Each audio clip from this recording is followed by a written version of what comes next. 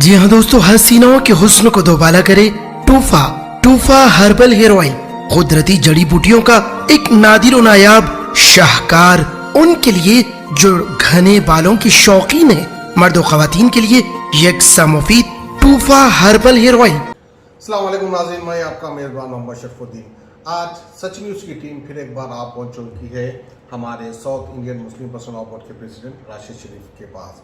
आज इनसे हमारी खुसूसी बातचीत होगी, खासकर सियासत को लेकर, क्योंकि तेलंगाना में इस वक्त जो है एक अलग अजब सा माहौल बना हुआ है, खासकर हमारे तेलंगाना की पॉलिटिक्स को लेकर कि इस बार तेलंगाना में किसकी सरकार बनेगी, या तो बीआरएस पलट कर आएगी या तो फिर कांग्रेस की हुकूमत बनेगी। इस बात को लेकर हमारे तेलंगाना की आवाम बहुत ही ज़्यादा कंफ्यूज है। तो वैसे में जो है south Indian Muslim personal board इस बार किसको सपोर्ट करेगा? बीआरएस पार्टी को सपोर्ट करेगा या कांग्रेस पार्टी को सपोर्ट करेगा? बिल्कुल सर, बीआरएस पार्टी के भी बड़े काम हैं। माशाल्लाह से रेसिडेंशियल स्कूल में बच्चे लाखों पढ़ रहे हैं। यहाँ लाइट का प्रॉब्लम था वो सॉल्व हो गया, पानी का प्रॉब्लम था वो सॉल्व हो गया, और बजट भी है सो माशाल्लाह 2200 करोड़ का बजट है। मगर ये काफ़ी नहीं है। जो सीएम साहब जो बात किए थे, रिजर्वेशन की बात किए थे, 12% नहीं हो सका, 10 देना था, 10 नहीं हो सका, 8-6 तो दे देना था, वो भी नहीं हुआ। जुडिशियल पावर की बात हुई, करोड़ रुपए के जमीन हमारे, आज मुसलमान इससे है सो बिल्कुल इतना बड़ा नुकसान है मुसलमानों का जिसकी कोई हद नहीं है। आज हमारी गवर्नमेंट है सो ये इस मामले में फेल हो चुकी है। आज मैं सोच रहा हूं कि अगर south Indian Muslim personal law board, ना हमको टीआरएस से रिश्तेदारी है ना कांग्रेस से रिश्तेदारी है, जो भी है सो मुसलमानों के लिए बेहतरीन पैकेज देगा आज की डेट में, हम उनके साथ हैं। यानी अगर कंपेयर करेंगे तो बीआरएस पार्टी से बेहतर, यानी सीएम केसीआर की हुकूमत से बेहतर जो वादे कर रही है वो इस बार कांग्रेस पार्टी कर रही है। जैसा कि हर किसी को सिर्फ 500 रुपये में गैस सिलेंडर दिया जाएगा, जिस तरह से वादा उन्होंने कर्नाटक में किया था वो वादा पूरा किया। अब तेलंगाना में भी उनका यही वादा है, और मुस्लिम रिजर्वेशन को लेकर भी उन्होंने वादा किया, और इसके अलावा कहीं ऐसे बेनिफिट्स के ताल्लुक से उन्होंने कहा। कल जो है हमारे तेलंगाना में अपने सोनिया गांधी जी, राहुल गांधी जी आए थे, उनका एक जलसा था, एक कसीर तादाद थी उस जलसे में, एक हुजूम सा नजर आया भीड़ का। वही आवाम जो है ना ही टीआरएस पार्टी के जलसे में नजर आई, ना ही बीजेपी पार्टी के जलसे में नजर आई, और ना ही एआईएमआईएम पार्टी के जलसे में नजर आई। वैसे एआईएमआईएम पार्टी को आप क्यों छोड़ रहे हैं, उनके साथ क्यों नहीं जा रहे हैं? एआईएमआईएम पार्टी सिर्फ 7 सीटों की हैदराबाद के हद तक ही है। वो खुद नहीं चाहती कि है सो हम बाहर निकले। 7 सीटों से ज्यादा एक 25-30 ठहराए। मैं इससे पहले भी बताया था कि असद साहब से यही आपके चैनल के जरिए बताया था कि सर आप जितने भी मुसलमान जो आपके पार्टी में जो जुड़े हुए लोग थे, जो एक्स एमएलए है, उनके बच्चों को लेके अगर ये तादाद आप बढ़ा सकते तो बढ़ाइए, अपनी ताकत बढ़ती। मगर ये लोग है सो बस 7 सीटों तक ही रहना चाहते, तो इनको 60 सीटों तक ही रहने दीजिए। अब जो कांग्रेस के बारे में आप अभी जो पूछा है, जो बता रहे हैं आप कि अगर कांग्रेस मुसलमानों के लिए 4% से ज्यादा है सो अगर 6% जैसा कर्नाटक में है वैसा अगर करती है, और वक्फ प्रॉपर्टी को जुडिशियल पावर देने की बात करती है, तो और बजट अगर 12,000 करोड़ जैसे SC/ST का है, उस तरीके से हमारे को भी अगर बजट बढ़ा के चलती है तो हमको कोई एतराज नहीं कांग्रेस का साथ देने में। नहीं, जैसा कि आपने अभी कहा था, मैंने एक सवाल में ये भी पूछा था कि एआईएमआईएम पार्टी का भी जिक्र किया था। आपने कहा कि एक्स एमएलए के बच्चों को लेकर आके बढ़ना चाहिए, ज्यादा सीटों पर इलेक्शन लड़ना चाहिए। अभी जितने भी एक्स एमएलए के बच्चे हैं वो काफी होशियार है, खुले वाले सीधे साधे तो नहीं है। क्या होशियार लोगों को टिकट देना चाहिए? कोई होशियार नहीं है साहब, मेहनती है। उनके वालिद है सो खून पसीना पार्टी के लिए बहाया है, और आज जो माशाल्लाह एआईएमआईएम का जो नाम पूरे हिंदुस्तान में है, इसमें बहुत बड़ा रोल हमारे वालिद का है, अफजल शरीफ साहब का है, जो भी एमएलए थे उन तमाम का है। आप नजरअंदाज उनको कर ही नहीं सकते। आज उनको छोड़ के अगर आप आगे बढ़ेंगे तो ये उनके साथ नाइंसाफी है। नहीं, देखिए, जैसा कि मैंने तो कहा था कि अपने एक्स एमएलए के बच्चे जो कि ताल्लुक था एआईएमआईएम पार्टी के, उनके एक्स एमएलए के बच्चे काफी होशियार है, और साथ ही साथ ये बोलना भूल गया था कि उनके मुंह में जबान भी है, और बहुत अच्छी सलाहियत वाली जबान है। क्या जबान से उनको खतरा नहीं होगा? कोई खतरा नहीं होगा, फायदा होगा साहब। एक तरफ मत देखिए आप, अच्छा, एक तरफ मत देखिए आप, दूसरा रुख भी देखिए। आज मैं मेरी मिसाल ले रहा हूं, आज माशाल्लाह से है तो तकरीबन 14 साल में टीआरएस को दिया। आज काफी एक्सपीरियंस है मेरे को। अगर मेरे से हट के अगर कोई दूसरे नए आदमी को लेंगे तो उसका एक्सपीरियंस में मेरे एक्सपीरियंस में जमीन आसमान का फर्क। कल हमारे अली मस्कती साहब जो इब्राहिम बिन अब्दुल्ला मस्कती साहब के फर्जंद है, अली मस्कती साहब जो कल कांग्रेस में चले, क्या जरूरत है कांग्रेस में जाने की? अगर असद साहब अगर उनसे बात करते, उनको बोलते कि भाई ये तुम्हारे घर की पार्टी, मैं समझता हूं कि अली मस्कती है सो एमआईएम ज्वाइन करते थे।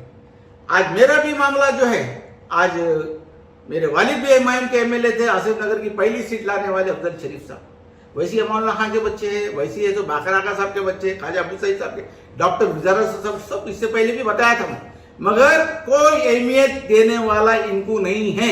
इस वजह से ऐसो अली मस्कती कल ऐसो कांग्रेस ज्वाइन करे। नहीं साहब, इसके अलावा जो है आपके वालिद साहब को जितने भी पुराने एमएलए थे जो दुनिया से रुखसत हो चुके हैं, उन सभी को मौका दिया गया, वो एमएलए भी बने। क्या जरूरी है कि उनके बच्चों को भी एमएलए का टिकट दें? क्योंकि अब एआईएमआईएम पार्टी जो है एक अपने हिसाब से छोटी पार्टी नजर आती है, लेकिन पहुंच बहुत बड़ी है।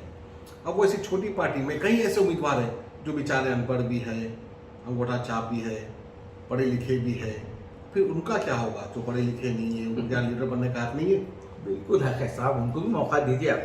हमारी पार्टी एआईएमआईएम जब पहले एमआईएम थी तो हर एक के जबान पे यही था कि ये रिक्शे वालों की पार्टी है, दीजिए अब उनको भी, उनका भी हक है पार्टी पे, काफी है सो उनका इतना ज्यादा योगदान पार्टी के साथ है, उनको भी आप दीजिए। और जो एमएलए जो रात दिन एक करके आज ये मुकाम पे एआईएमआईएम को पहुंचा है, उनका भी पार्टी पे बराबर हक है। रिक्शे वालों की पार्टी है, ना ही रिक्शे रहे ना ही रिक्शे वाले रहे, लेकिन पार्टी तो है। माशाल्लाह, मैं तो बहुत ही असद साहब को दाद दूंगा, जितने भी हमारे एमएलए है, हमारे एमपी साहब है, रिक्शे वालों की दुआ से इतनी तरक्की कर ली, इतनी तरक्की कर ली। रिक्शे वाला ही रह गया, बंडी वाला ही रह गया, ठेले वाला ही रह गया, पान के डब्बे वाला होटल वाला हो वही जगह पे आज भी बैठा, उसका बाप बढ़ता तो उन्हें उसकी सीट पे बढ़ जाता, उसका बंडी है तो आज भी यहाँ पे हमारे त्योहार चौक के चौरस्ते पे मौज वाला है, उसका दादा मर गया, उसका बाप मर गया, आज बच्चे को देखे तो वही बंडी पे बच्चा बैठा हुआ है। ये बड़ी कामयाबी एआईएमआईएम की है। गलत बात भी क्या है साहब? लोग ऐसा बोलते हैं रिक्शे वाला, ठेला बंडी वाला जो पैसे कमाता है, वो जो है एक आईटी कंपनी में काम करने वाला इंजीनियर जो कमाता है उससे ज्यादा कमाता है, रोज के 1000-2000 कमाता है। वाह क्या समझ है सर, वाह वाह वाह। ठेला बंडी को लेके आके आप आईटी कंपनी से जोड़े, ये सिर्फ सोच एमआईएम के वोटर्स की हो सकती, ये हमारी सोच नहीं हो सकती। इस तरीके से अगर आप सोचेंगे तो वाकई रिक्शा बहुत बेहतर है, बंडी बहुत बेहतर है। बच्चों को नहीं पढ़ाओ, जो आज प्रोग्राम भी है इन लोगों का, बच्चों को नहीं पढ़ाओ, बच्चों को तरक्की मत दो, मेट्रो मत लाओ, चबूतरों पे बैठने दो, मटरा होने दो, बस इनको है सो बस एक ही बात बताओ कि ये तुम्हारी जमात है, उसके अलावा कोई। आज अगर इलेक्शन होता है, आज अगर तो कांग्रेस को, टीआरएस को और एमआईएम को भी ऐसा मैनिफेस्टो देना पड़ेगा, मुसलमानों के लिए क्या कर देना पड़ेगा, वरना south Indian Muslim personal law board ये तीनों जमातों के सामने बराबर ठहरेगी, पूरे उलमाओं को लेकर ठहरेगी। साउथ के जितने भी उलमा हैं, चाहे वो कर्नाटक हो, चाहे आंध्रा हो, चाहे केरला हो, चाहे मद्रास हो, चाहे तेलंगाना हो, पूरे उलमाओं को लेके ये इलेक्शन में ठहरेगी। जो सबसे अच्छा पैकेज है, ये हमको ये नहीं देखना है मुसलमान है या हिंदू है, ऊपर जाके सब अपने वोट एक ही जगह जा रहे हैं। हमको यह देखना है कि सबसे अच्छा पैकेज सब हमारे औलाद के लिए कौन सोच सकता, हमारे लिए कौन सोच सकता, हमारे तरक्की के लिए, हमारे डेवलपमेंट के लिए, हमारे सिटी के लिए जो सोच सकता, हम उसके साथ हैं। ये मत सोचे कि मुसलमान है तो डालना, ये फलाना है तो हिंदू डालना, ये टीआरएस है तो डालना, ये बिल्कुल नहीं, ये इलेक्शन में बिल्कुल नहीं चले।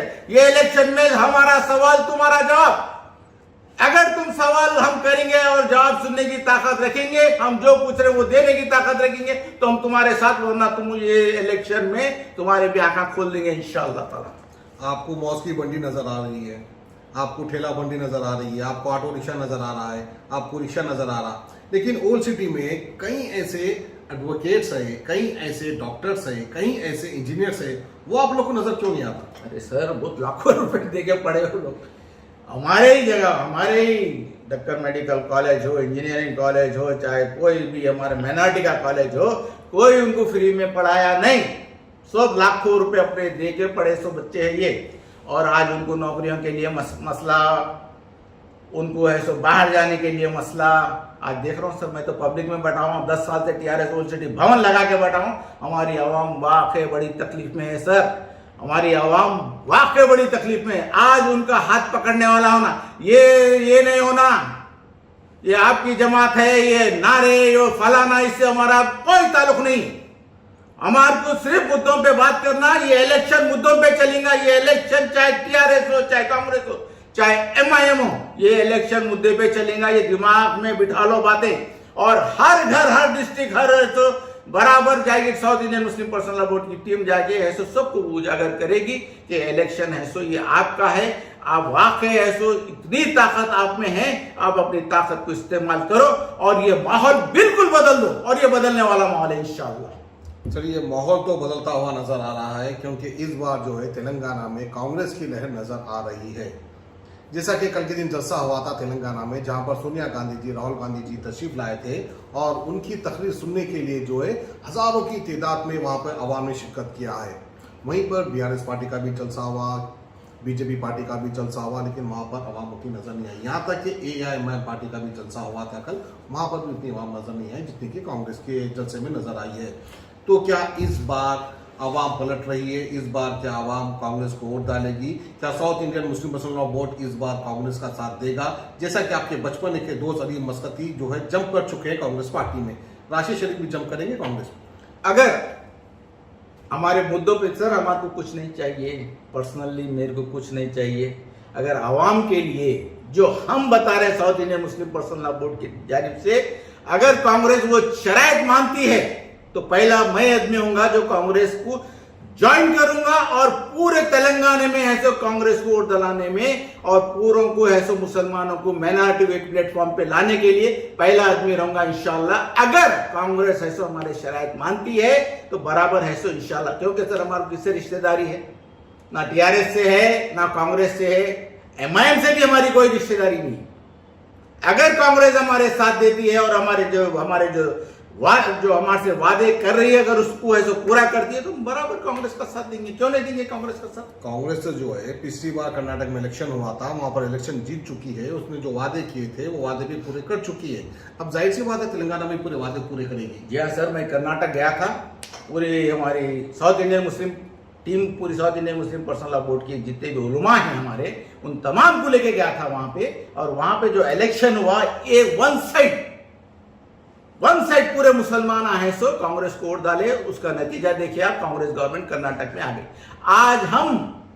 आज हम अगर तेलंगाना में भी अगर जो हमारे शरायत पूरे करते हैं तो हो सकता है कांग्रेस आ जाए, हो सकता है अगर नहीं टीआरएस तौबा तिल्ला करके है सो जो वादे पूरे नहीं कर सकी उन्हें वादे करके अगर हमारे से बात करती है हो सकता। मगर मैं देख रहा हूं कि टीआरएस गवर्नमेंट है सो बहुत ही लापरवाह, बेपरवाह, मुसलमानों की उनको कोई भी मुसलमानों की इज्जत पार्टी में बिल्कुल नहीं है और मुसलमानों के बारे में उन्हें सोचते नहीं।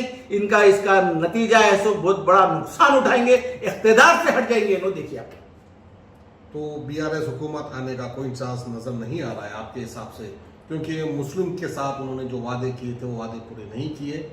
मुसलमान तेलंगाना का आज हमारे पास तकरीबन माइनॉरिटी को मिला के 20% है।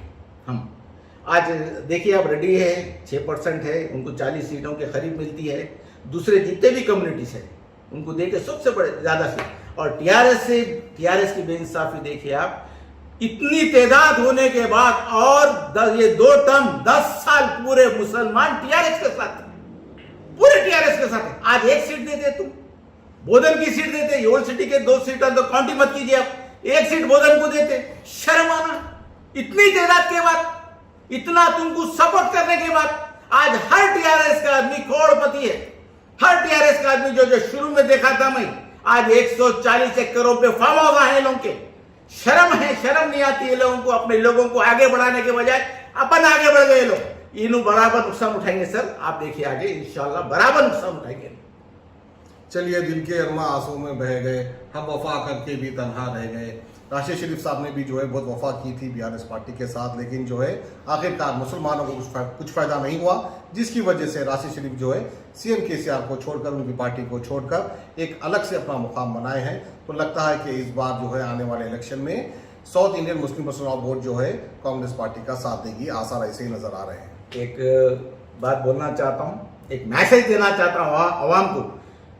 मेरे भाइयों, ये इलेक्शन आपका है, ये इलेक्शन आपके बच्चों का है, आपके बच्चों का फ्यूचर का है, आपके सिटी के डेवलपमेंट का है, तेलंगाना के डेवलपमेंट का।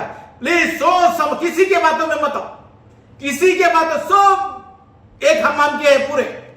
जो बात अपनी south Indian Muslim personal about her party से बात करेगा, उसके बाद आपको बताएगा और उनको बिठाएगा, साथ में बिठा के प्रेस कॉन्फ्रेंस करके बताएगा ये हमारे मुतालिबे थे और इन्हें पूरे करने वाले हैं, लिहाजा इनको वोट दियो। पूरे करने से पहले हम है तो उनसे बिल्कुल उनके लेटरहेड पे लिखा लेंगे कि ये वादे इंशाल्लाह पूरे होंगे, उसके बाद हम उनके बारे में सोचेंगे, उनको वोट डालेंगे, चाहे कोई भी पार्टी हो। चलिए, खस्मे वादे पूरे होते रहेंगे, यूं ही जो है हमारी मुलाकात राशि शरीफ से होते रहेगी। बहरहाल बहुत बहुत शुक्रिया राशि शरीफ साहब हमारे साथ जुड़ने के लिए। जज़ाकल्लाह खैर। जज़ाकल्लाह।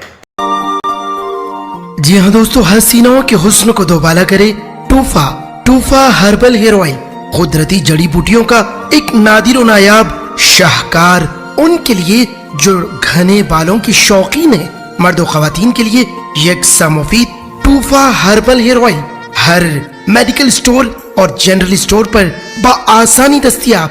TUFA herbal hair oil SNQ pharmacy की नायाब पेशकश, आज ही इस्तेमाल कीजिए टूफा हर्बल हेयर ऑयल।